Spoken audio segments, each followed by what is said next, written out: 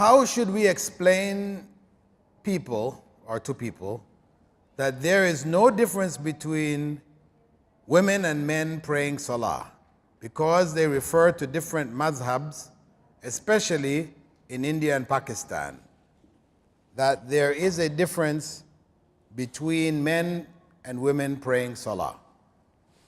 How do we explain to people? Well, you can try. You can try.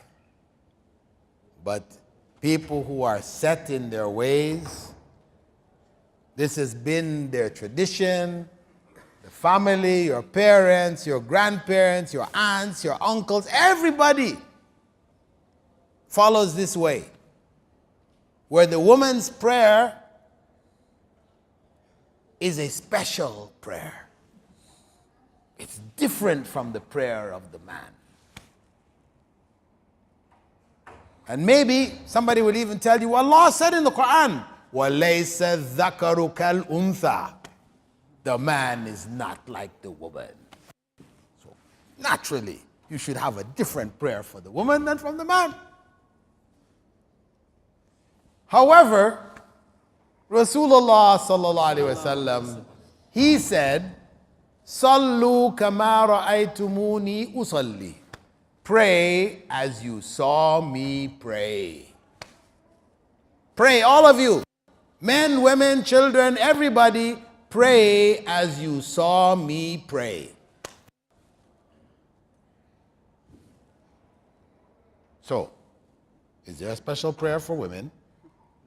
No. That's it. If you can't grasp that, this is the clear statement of Rasulullah sallallahu alaihi wasallam.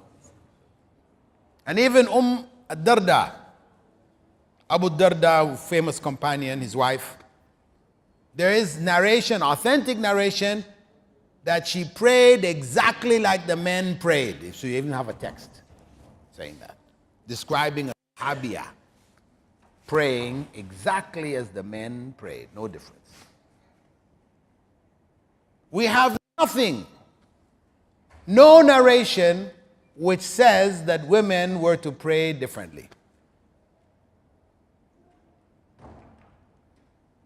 But a culture that had a particular attitude towards women, they introduced into the madhab another way. Abu Hanifa never taught this.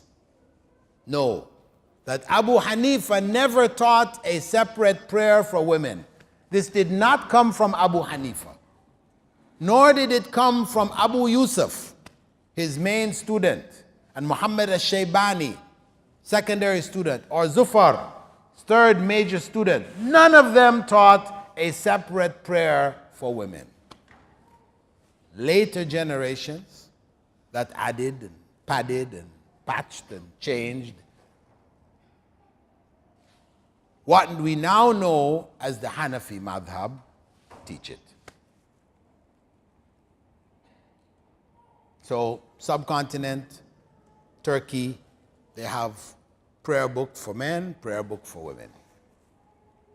And that prayer which they have prescribed for women, some aspects of it, like the raising of the hands, in that prayer book they say the women should only raise their hands to the level of the shoulders.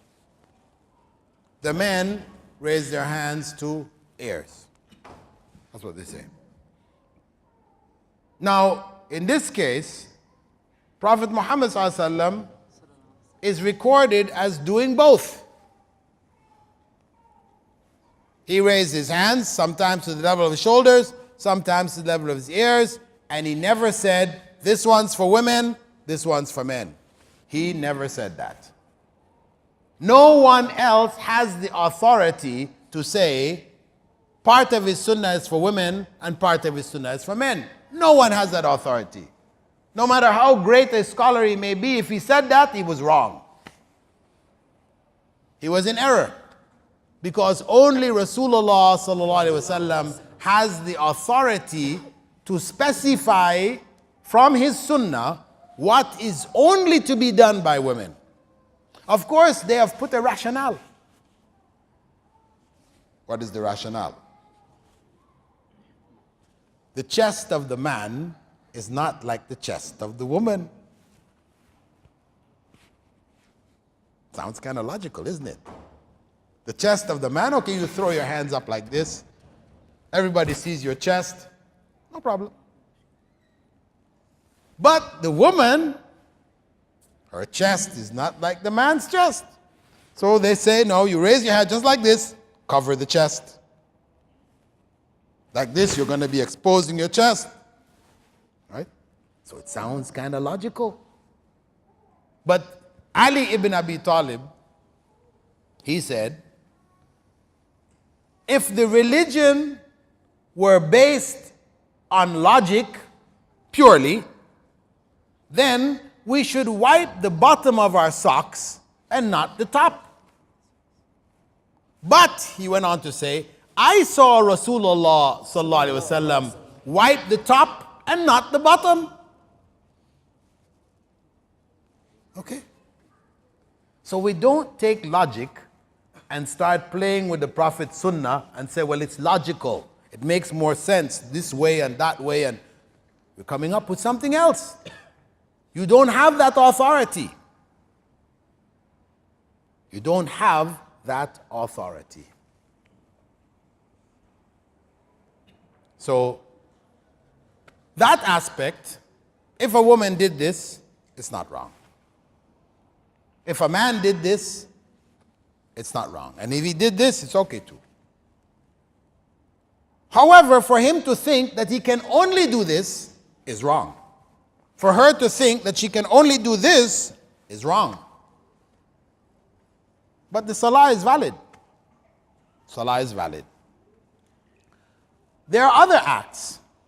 They tell the woman, when she goes into ruku', when the man goes into ruku', he makes complete bending, right? He bends. They say for the woman, no, because, when she bends, for the man's behind to be sticking out, no problem. But for the woman, no. So they say, no, she shouldn't bend like that. She just reaches down and touches her knees like this. So ruku' is now changed. A special ruku' for women and a ruku' for men. Where did that come from? Rasulullah ﷺ never said that. He said you got to bend properly. They describe the bending such that if you put water on his back, it wouldn't go this way or that way. It should be 45 degrees. 90 degrees, sorry, 90 degrees. Should be a 90-degree angle. That's how it's supposed to be. Men and women, no difference. So in this way, they are taking away from their salah. They're losing reward from salah because they have not made a proper ruku'. When they go down for sujood, they are told to put their elbows on the ground. Prophet ﷺ said, don't put your elbows on the ground like the lying of the dog. He made a simile between those who put their elbows on the ground with a dog. Don't do it. But that's what they tell her to do. So we say that takes reward from your prayer. That's detracting. It's taking away reward from your prayer. They tell her to put her chest on her thighs when she goes into ruku'. She doesn't go over like the man.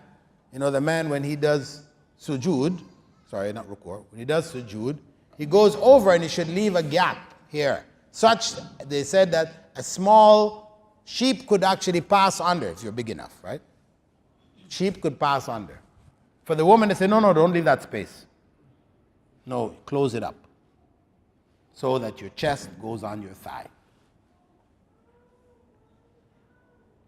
We say, where did this come from? It didn't come from Rasulullah sallallahu alaihi wasallam. Yeah, there is a narration that the Prophet sallallahu alaihi wasallam passed by, and a woman is praying, her elbows are out, and so on. So he said, cover up a bit. Cover up a bit. But that Don't take that now to mean another salah. Cover up a bit within what was from the sunnah, not breaking the sunnah, contradicting what he has already told. So this is where the problem comes, where those actions that are prescribed for her are in fact in clear violation of prohibitions of the Prophet sallallahu alaihi wasallam.